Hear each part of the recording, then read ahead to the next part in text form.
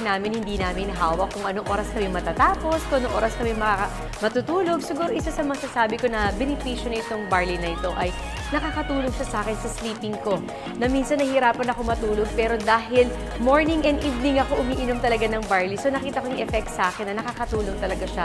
At ini-encourage ko din yung mga anak ko na uminom. At unti-unti, nagugustuhan naman nila. Hindi lang sa bata, sa matanda, all ages talaga, para malaman nila kung ano yung magiging benepisyo para sa kanila. Kasi sobrang dami talaga. Kung may diabetes ka, or kung may pinagdadaanan ka man na medyo constipated ka, for sure matutulungan ka ng barley.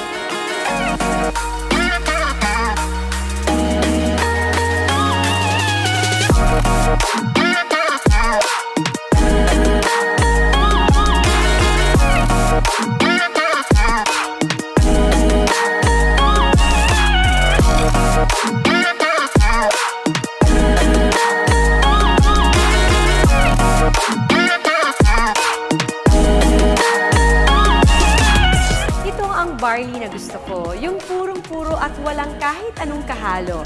Kaya tandaan, huwag basta barley, dapat amazing pure organic barley.